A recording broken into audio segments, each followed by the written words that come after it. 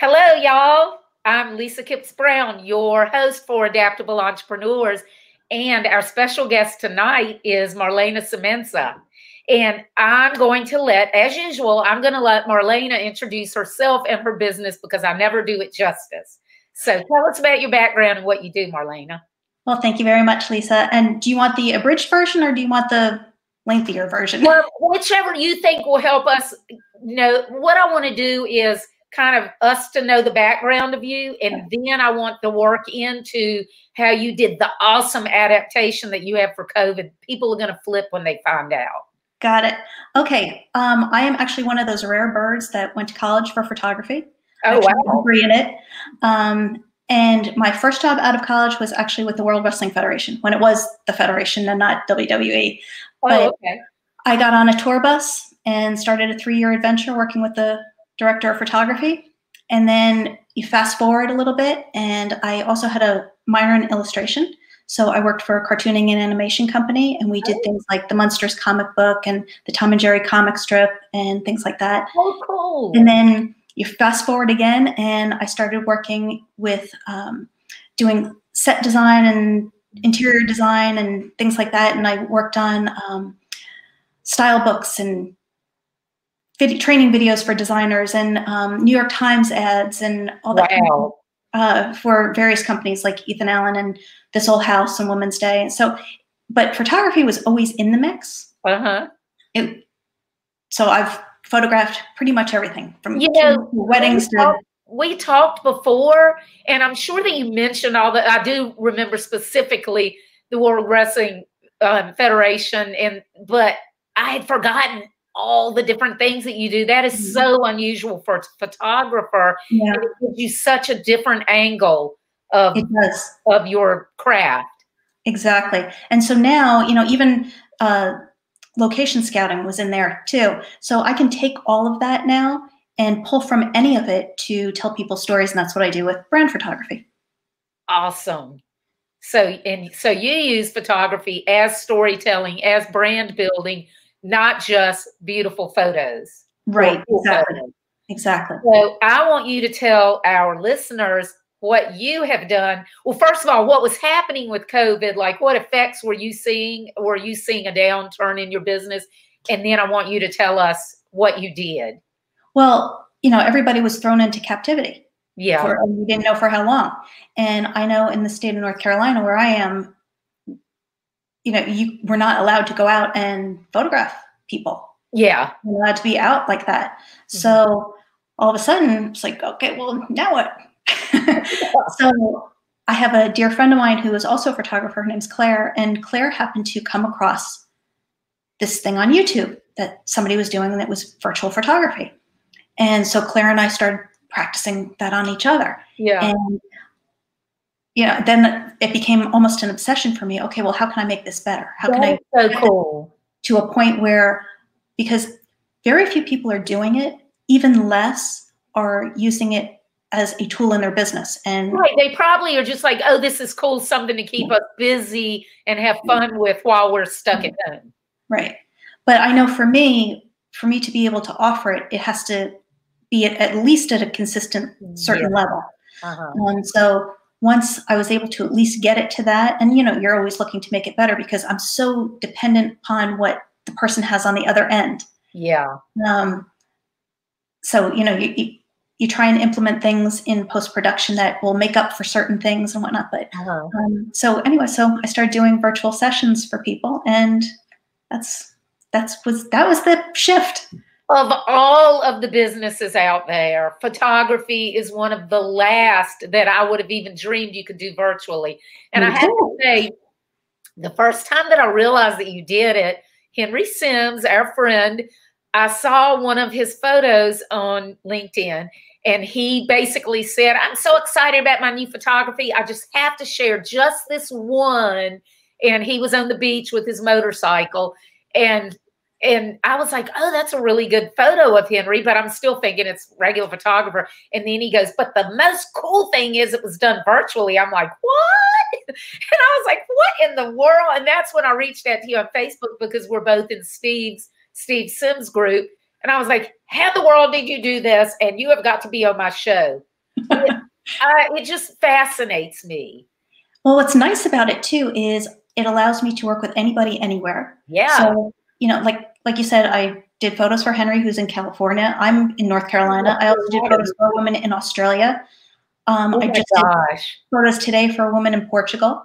So it really opens up the world, and while keeping everybody safe. And, you know, and the other thing that you have done, though, is that you've packaged it into productized services. It makes it so easy for somebody to make the decision whether they want to do it or not. Right. And for y'all out there, she has a 1-month package, and I'll let you tell them the pricing. But she has a 1-month package. You get a certain number of photographs, but then she also has a monthly subscription if you want ongoing photography. And it's basically for your social media, personal branding, company branding. So tell them about the pricing and how the packages work. The 1 month it's under $500. It's $4 and change. But if you do a subscription, if you do at least 6 months, and they don't have to be 6 concurrent months, it can be every other month or whatever that you need. Okay, but if you sign on that commit to doing, okay, cool. Then it's $297 a month. Okay, so if you don't do it every single month, if you do it every other month, do you pay every other month, or do you pay for all 6? Yeah, I charge after when we get ready to do the session. Okay. So if you sign on to do 6 months, you're not paying for them and then using them whenever you pay for them. Okay. Because, a lot of times people know they want to do it, but they might be worried about cash flow, or even if they have the time. I love it because it just has to be within the course of a year. Yeah. Right. I love it because it's so hard to get good photography of ourselves. And I know for several years I've wanted to have photography taken, and I have good friends who are great photographers, but I'm always like, I don't have clothes to wear, or I don't have my hair cut, I don't have my makeup, and where am I going to get it done? And, typically you go and you have like a whole day and you have your hair and your makeup perfect, and you have to have all of your clothing, and you have all these sets. And to me, it's just overwhelming. I'm like, I don't have time to think about all that. So I love. Yeah, what's nice too is that even with that, it doesn't have to be a pre-planned thing. So, for example, there was a couple that was up on vacation in Kennebunkport, Maine, and they decided, you know what, we want photos. And they're like, hey, are you busy? And if you're not, you're like, so tell them how you do it, because I just think this is so cool. Tell them how you do it without giving up your trade secret. Well, you can pretty much Google that stuff. Yeah, go to Google anything for $3.99. But what I do is I connect through FaceTime. So right now, one of the caveats is you have to have an iPhone, because I haven't figured out Android technology yet. So I'm working on that. But right now it's got to be through FaceTime. Okay. And I connect to you, and I can walk you through. Nope, move the camera here. Nope, move it here. Let's do this. Let's do that. Like they would have a tripod. Yeah, you don't have to, but it makes life easier. Yeah. And we go through what you have available to you, so I know. And then from there, I can walk you through posing, and I can walk you through all that kind of stuff, but I'm actually taking the photo. So at the end of the session, the photos are on my device, not yours. And I go through them, and, because there are glitches. Cool. That is just so cool. Yeah, Henry, he's out there on the beach in California, in LA, and you're in North Carolina. I'm like, what? This is magic. Well, it's really cool because I get to see all kinds of places, and I don't have to get out of my pajamas. Yeah, you said you did Australia, and where else? Portugal. Portugal. Now, how did you meet those people? Through the magic of social media. Okay, I want to show you this question from Alice. How do you come up with the sets for the virtual shoots? Well, there's a questionnaire involved. So when you decide to sign on for whatever amount of time, I will go through a questionnaire with you and find out more about your brand, what stories you want to tell, things like that. So the same thing, and I'll just use Henry as an example because we both know Henry. Yeah.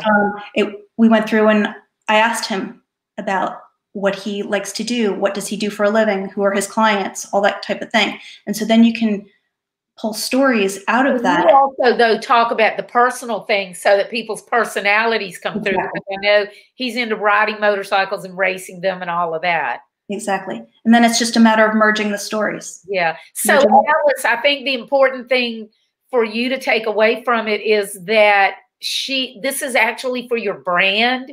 I mean, you'll do it for anybody, just even if they just, you know, want couples photography. But if it's for somebody who wants it for business, Alice, this is for your brand. So she's going to want to know what your business is, who your target market is, what is the message that you're trying to get across, and to communicate your personality the most. And y'all together will pick locations, correct? Correct. Yeah. So Alice, you really have to reach out to her.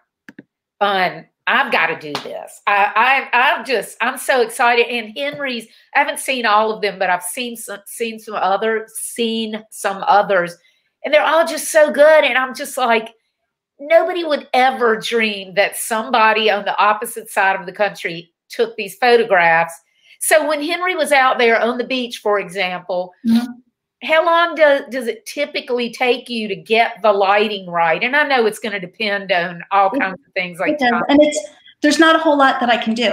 The thing that takes the longest is kind of getting you to be me, in a sense that setting the camera up in certain angles and things like that. It's stuff that I would do automatically if I was face to face. Right. And so if you're doing me, you have to communicate to me what you need, but you also need me to do it and then get back and see if it looks okay, right? Correct. So it's a bit of that going back and forth, but the more you do it, the more you get used to how to instruct people and what to do. Exactly. And, you know, that's the part that takes the longest. The actual snapping the photos, that's a lot shorter.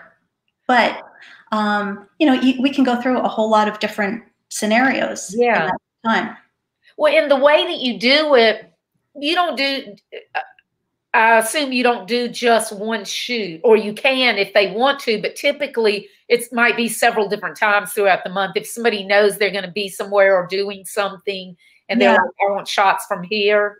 Yeah, I have another client who is going to be doing a lot of traveling, and she specifically wants images in various places. So it will depend upon when she is, where she is, when she's there.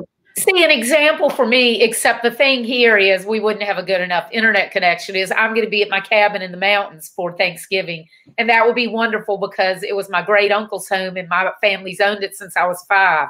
So that would be a perfect. Well, keep in mind that when Henry was out on the beach, that wasn't an internet connection. Oh, that's right. You were using cellular data. Okay. So it's still not yours. I might message you and we'll see if we can get a good enough connection. Because even it's like, you know, you're walking around and no matter where, it's like you have a signal and then you don't. So it might not work, but that's an example. So your client that was on vacation and they decided, hey, we want photography. So in that case, do they just message you and they're like, hey, what are you doing? Do you have time? And then if you do, you do it? They'll let me know I'm going to be in this location from this time to this time. Let me see what the weather's going to be. Because I want photos out, about and things like that. So I noticed, I was looking through your site, and I believe some of the ones that you did virtually were like an expectant mother. Was that some of the virtual ones? What are some of the other things that so it's not just business. Right. But obviously we're talking for entrepreneurs that, oh my God, this is such a cool thing. Yeah. Well, what it does is it allows you to have your social media content, because that's the other caveat, is that the images are only the size and quality for social media. Yeah. It's just the nature of the beast. Right. Yeah. It's not for print photography. Yeah. Right. But it will give you fresh social media content every night. Yeah. And then you start to have a bank of images that's yours. And so, because once I deliver these images to you, then you just keep sticking them in your image bank and draw from them as you need them. And it's so great because you get so many, and then especially if you end up doing the subscription package. So you know, they end up being varied. You're not using the same photography all the time. And it's so nice when you can use a photo of yourself in a post in some way, not because you want to be egotistical, but especially if you need to get your personal brand out there. You know, you need people to recognize you. But even if it's a company brand, you know, I assume that you do like product shoots and stuff. I have not as of yet, because usually with product, and maybe this is just me being persnickety about the quality of product photography. I think it depends. It's not just here's the product and let me point a camera at it. Yeah. But that needs a lot more set manipulation, like you were talking about for like you did for magazines. Right. Yeah. But as far as, I agree with you in the sense that people have to be the face of their company and the face of their brand. And so it's even just getting behind that and just relating who you are to. Yeah. Because most people will hire somebody based on whether they like them and feel like they trust them. Right.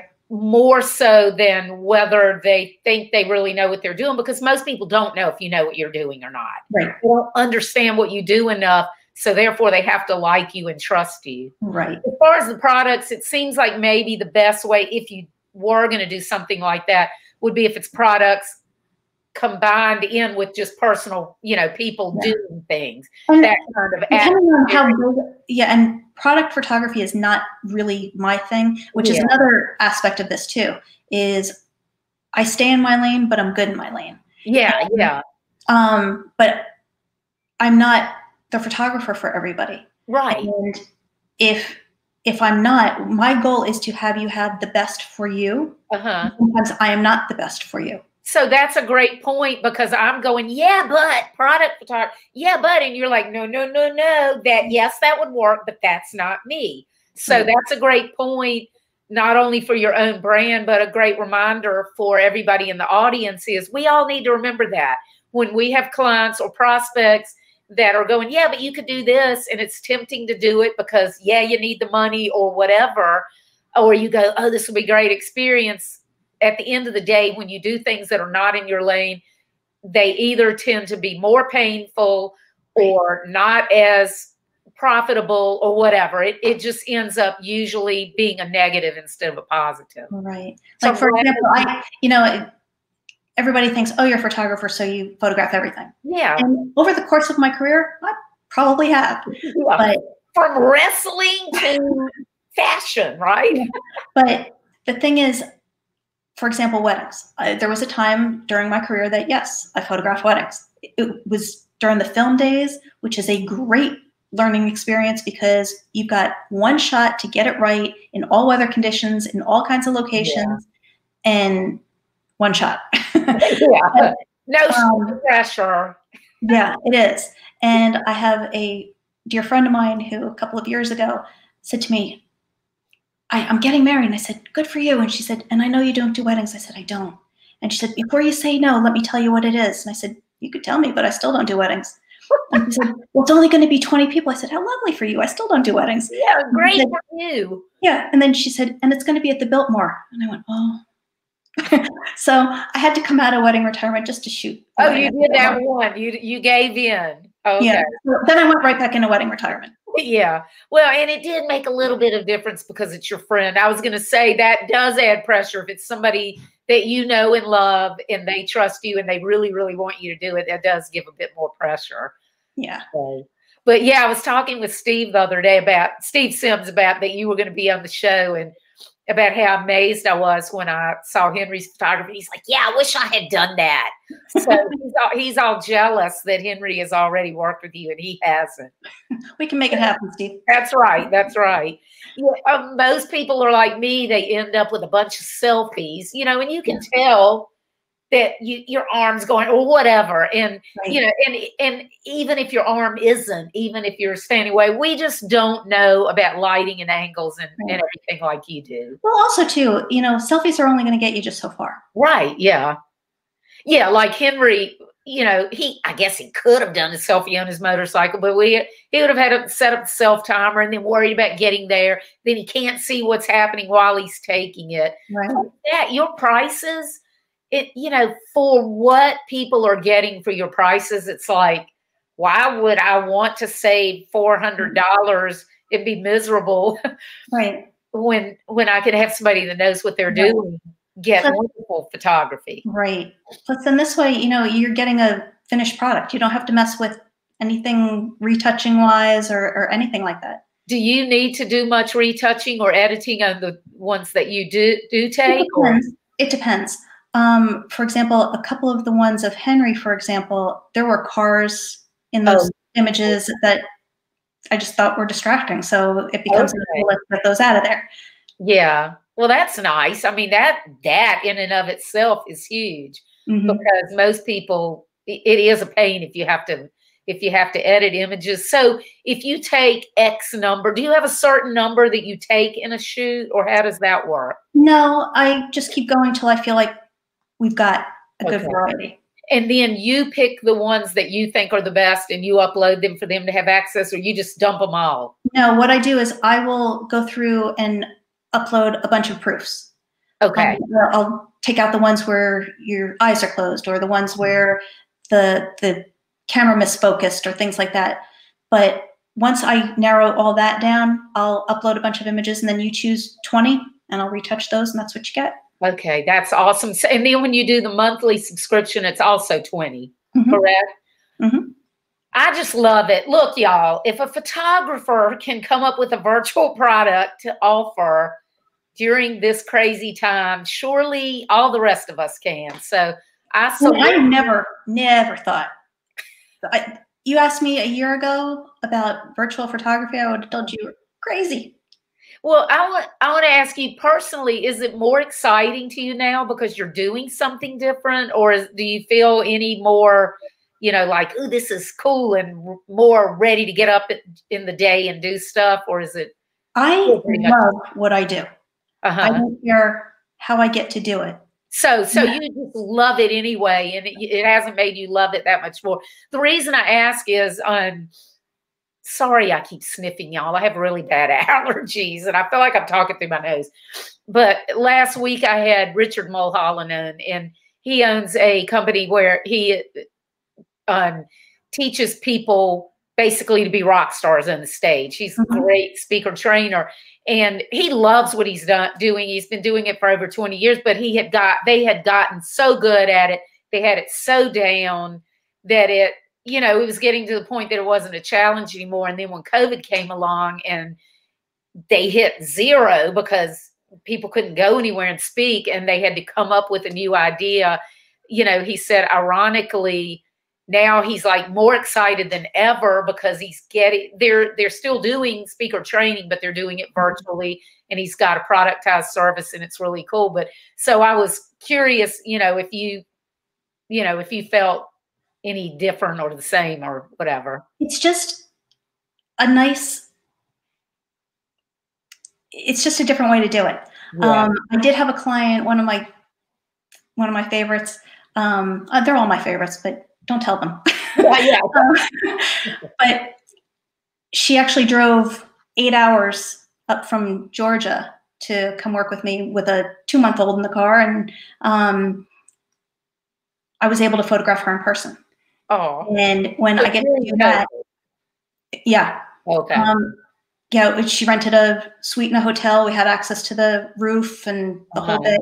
And it was nice because there was pretty much nobody in the hotel. And when I photograph people in person, I'm like, I love this. And then when I get to photograph somebody virtually, and especially if we get to pull in elements of outside and who they are and things like that, I love this. But it's just, I think if you really, really love what you do, you find a way to do it. Yeah. Whether it be in person, whether it be virtually. Yeah, he was saying that like last week, and he speaks all over the world anyway, in addition to training people, he speaks all over the world. And he said last week, I think he spoke in Arizona, Texas, and I don't know, California or somewhere from South Africa. And he was talking about how so many people, even with COVID, and we need to be more virtual, that even when people are doing virtual things, they're still tending to stay within their community. They're still not expanding their mindset. So I think it's so exciting that you've gotten these international clients. Are those people you've met online, or did you already know them? No, it's people I've met online, and it's people who have introduced me to other people. Okay. So, yeah, I actually have very few local clients. Mm-hmm. One of my clients just happens to be whoever the title holder of Miss North Carolina is each year. And that's probably one of my few local clients. Yeah. Well, I don't know if you're like this. I actually prefer to have clients that aren't local clients, not because I don't love the people locally, but I just prefer having a bigger net and, you know, meeting people that I wouldn't know otherwise and, you know, things like that. Well, it goes back to, you know, being the right fit for people. Yes. And sometimes I'm the right fit for people locally and sometimes I'm not. And that's okay because it's a big world out there. That's right. Yeah. And that's what I always tell people. There's more than enough business out there for everybody. You just have to find your lane. You have to find where you need to be. That's best for you and best for the client. Exactly. And go after it like a dog after a bone. Exactly. How has it affected you? Oh, I'm sorry. Go ahead. But no, I completely agree with you. I think that people get so they get so focused. Laser focused on one particular thing or one particular niche, or okay, I have to be here, or I have to work with this. And I do believe in niching down. I do believe in knowing who you serve best, but it doesn't necessarily mean that they're next door. Right. Yeah. And it doesn't mean that you shouldn't also reassess it every now and then, because everything, you know, I don't care what business you're in, and it has nothing to do with COVID, the internet, and everything. Everything is always changing. Every business is going to be disrupted at some time, whether it's today, tomorrow, or 100 years from now. So you always have to be on your toes and looking and keeping your eyes open for opportunity. And one of the things that I've heard more than anything from really successful entrepreneurs is the key to them being able to achieve their success was being ready when opportunity did come, that they were ready and they were able to recognize it. And I think too many of us have our head down looking at what we're doing, and we're so focused on just getting the work done, doing this, doing that, that we're not thinking bigger and looking and being aware of things. Right. And I think also being afraid of something new or something untried. Yeah. Necessarily, and I don't necessarily mean untried, but untried by you. Right. Yeah. So, even with the virtual sessions, what's the worst that happens? Yeah, they hate it. Yeah, and you know, it's miserable, and they hate it, and you hate it, and you refund the money. That's the absolute worst, right? Right. So how has it affected your income in any way? I don't mean like you don't need to give us numbers, but have you noticed any shift, or is it about the same as before? I have probably done better in the last, I'd say 4 or 5 months than I did last year. Well, you mean more in the past 4 or 5 months than the entire year, or just the trajectory? Like, yeah, the trajectory. Oh, okay. Okay. But still, that's great. I just didn't know if you meant like total. I was like, woo. No, close though. Well, one of the things that, of course, by the name of my show, Adaptable Entrepreneurs, obviously I'm interested in people that are able to adapt and so forth. But so I'm really interested in the way that your career has evolved through all of these various industries and various types of jobs, doing all different kinds of things, but you've always managed to maintain that thread. So do you have any tips for people who are, you know, of how to be more open to adapting or things, or anything at all? Do you have any keys that you'd like people to take away? I know for me, I never really took a job that I felt 100% comfortable taking. Okay. And on purpose. Yeah. Because I either wanted to learn, I wanted to grow, I wanted to get something out of it. Mm-hmm. And that's the thing too. I'm a firm believer that every opportunity teaches you something. Everybody that you work with teaches you something. So I think it's just being open to all of those things, realizing that it's okay to screw it up, mm-hmm. and try it. Like I said, what's the worst that's going to happen? Yeah, you work like wrestling, and you also photograph with NASCAR too, right? No, I haven't photographed NASCAR. I did do some NHRA. Okay. Not professionally, but I did a little bit with my cousin for a magazine along the way, and but yeah, there's been a lot of different things on the other side of that lens. The funny thing about us too, personally, and we met through because of you doing Henry's photography, and the common friendship, and then we're in the groups together. But we found out we only live like an hour from each other. Yeah. So it's funny how you meet people all over the world. Just a couple of days ago, I'm talking to my new friend in South Africa, but now I'm talking to my new friend who's an hour down the road. So it'll be really nice when COVID settles down and we can actually get together, Yeah. I know. One of my standard questions, it seems lately, is, so where in the world are you? Yeah. That's so funny. I'm so excited that you were aware enough to take something that, y'all noticed and you thought was cool and interesting, but most other photographers were like, yeah, let's just do this to have something to do. But that you were able to take it and turn it into something that really is a service that can help so many people. Yeah. It's so dear. It's so badly needed, because most of us face it, y'all, your photographs look like crap. I know, because mine do too. So, I love that you're able to provide such a great service to people and help them build their business and have it at a price point that pretty much anybody can afford to do. And that the negative thing of COVID is the thing that enabled you to discover it and offer it to people. Yeah. The only thing I do have to say that's frustrating to me is knowing what I can do in person as far as gear goes. And so being dependent on what. Okay. Yeah. But other than that. Yeah, because if you have somebody like me that doesn't really, yes, I have an iPhone and I'm like, whatever, but I don't know the technical stuff. So maybe I might tell you something, but then I get there and it isn't really what you're expecting. Well, and not necessarily that, but these phones keep getting better and better and better.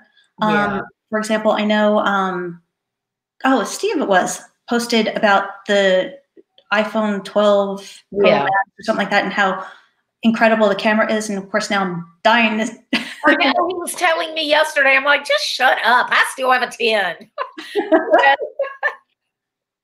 But I said, that's what we were that's why it came up, because we were talking about how great Henry's photographs are. And he was saying that when he got the new 12, the way they do it, he gets it, then his wife gets his old, and then Henry gets his wife's. So he got the 12, his wife got his 10, and I think Henry had the 8.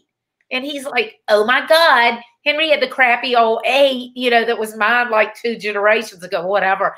And look how great these are. And that's when we were talking about, because after Steve had said that about the new one, I messaged Henry and I was like, this would have been really handy to have a couple of weeks ago, just saying. Yeah, I know, really. Yeah, I've heard that the cameras are awesome. And I haven't, like I said, I'm one of these people that I use mine until it breaks, quits working, and then I get the next one. And but I don't know why I'm like that, because I basically live on it. I hate even seeing it when it tells me my screen time. I'm like, no, don't, I don't want to know. I know, I ignore mine too. Because if I were to see somebody else's hours of screen time, that I would be like, okay, there's something wrong with that person if they have that many hours of screen time. But I use mine for email and everything. Yeah. And I remember when the iPhone first came out, and I was like, I don't need all that stuff on my phone, because I'm already on the computer all day. Because, I mean, heck, I've been working, designing and developing websites since 1995. I'm like, I don't need all that stuff on my phone. I want to get away. And then when I got one, I was like, ooh, maybe I do. So it's funny how quickly you adapt and and then, you know, I realized, oh, this is great because now I don't have to have my computer with me everywhere. Yeah. Well, I remember too, you know, even before that with texting, I was so anti-texting for the longest time, only because I thought we did not come all this way where I can pick up the phone and now I got to type to you. No, I'm going to pick up the phone. Yeah, I want to hear your voice. Yeah. Well, and aside from talking, it's so nice to just be able to discreetly text people and contact, you know, I'll tell clients, I'm like, if you need to really get me, don't email me, text me. Right. Because if I'm in a meeting, I can look and see. Now, don't text me if it isn't important. Don't do that to me. And I won't answer if it isn't. But if it's something really important, text me because it might be hours before I can go into my email and check. Agreed. Well, do you have any other takeaways that you want the listeners, whatever, the people watching us, do you have any other takeaways or any tips that you want to give them, business in general or adapting or growing their business? I would say, you know, there are a lot of people too who put off getting in front of a camera. They think, oh, it's either I don't want it to be about me, or, you know, I don't like this about the way I look or that about the way I look. So, and I think women are more guilty of this. Yeah. Where you wind up sacrificing chunks of your life because it's almost like you don't exist for those couple of years or few years because there's no photos of you. Yeah. Yes. And I think the one thing you have to remember is, especially if you are an entrepreneur, that your personal brand is not about you. It is about the people that you serve. And the photos are not egotistical. They are not, you know, they are a way of you communicating with your client what they need to know. Well, and I think if you are uncomfortable in front of the camera, it would be much easier to be comfortable having you take the photographs than holding the phone up. There's also a lot that you can do with posing. Because I don't care what you do when you're holding it up like this, you're not going to look but so good. You know. Well, and I worked with a woman at one point, and I said, "Just bear with me. Do what I'm about to tell you." And she started laughing. She said, "I didn't realize there were calisthenics involved." And I said, but when I showed her the photo, she said, "Oh my gosh, I'm going to walk around like that because it dropped about 15 pounds off of her that fast." Wow. Okay. I need that. Yeah, I had a picture that I posted a couple months ago, and my friends were like, "Oh my God, did you have like work done?" And I'm like, "No, that's called portrait mode on an iPhone." So what we need to invent is like a way to just have portrait mode on you all the time and switch between portrait modes. But that is so funny that she said that, because you had her like bending certain ways and turning her head and so forth. That's hilarious. You are so right, though, about especially women not wanting to be in front of guys are more like, whatever, you know. But we're like, oh, I look fat, or my hair isn't perfect, or my makeup isn't perfect, or I don't like my clothes. And the reason I started doing this show, Steve kept fussing at me. He's like, you have got to do video. And I'm like, I don't want to do video, Steve. I feel so uncomfortable. And because I just could not get comfortable talking into the phone. It didn't matter if it was live or recorded. It felt so forced to me. And I would worry about saying exactly what I wanted to say, exactly how I wanted to say it. So I did a few. And I mean, one of them that I did, I was like me fussing at him. I'm like, I'm only doing this because Steve made me do it, you know. And everybody thought it was hilarious. And then my cats started coming into those. And that kind of broke it down. But I was like, I know I need to do more than this, but I just don't like it. That's why I started doing this Facebook Live, because for several years I'd wanted to do a podcast. I couldn't decide what I wanted to do it about.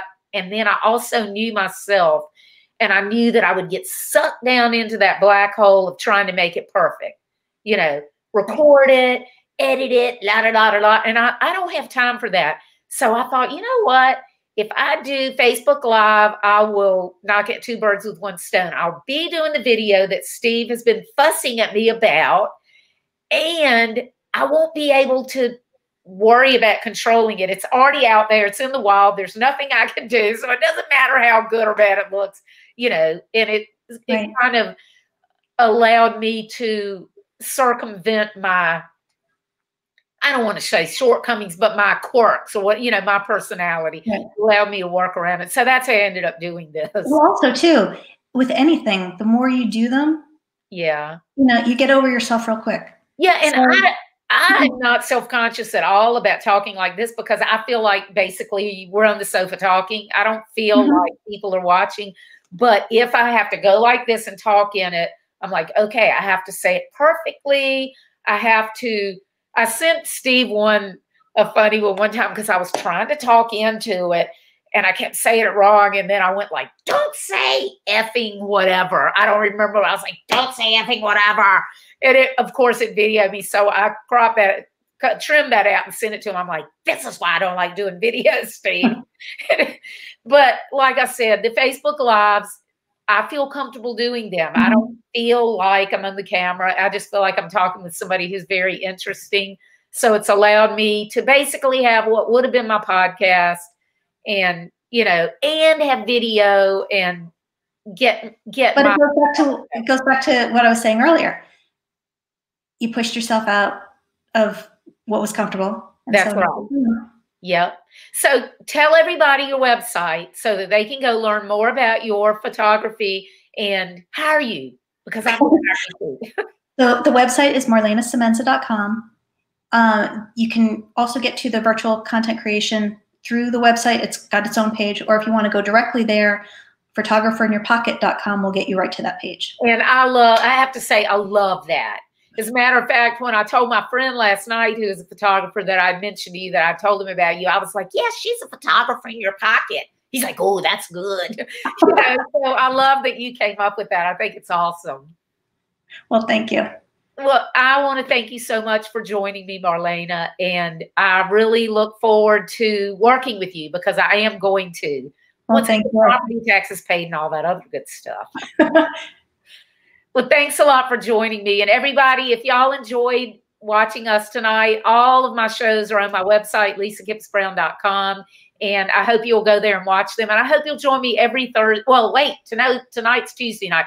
I usually do it Thursday night. I did add on Tuesday nights because I had so many people that I wanted to talk to. And actually, I'm not doing Thursday this week because it's Thanksgiving. Tomorrow morning, I'm doing lunchtime at noon tomorrow that I'm doing with another one of our friends in Steve's group. So I'm like all over the place, but yeah. So yes, tonight's Tuesday, not Thursday. Okay. Thanks, y'all. Talk to you later, and I will see you, Marlana. Thank you. Okay. Bye. Bye.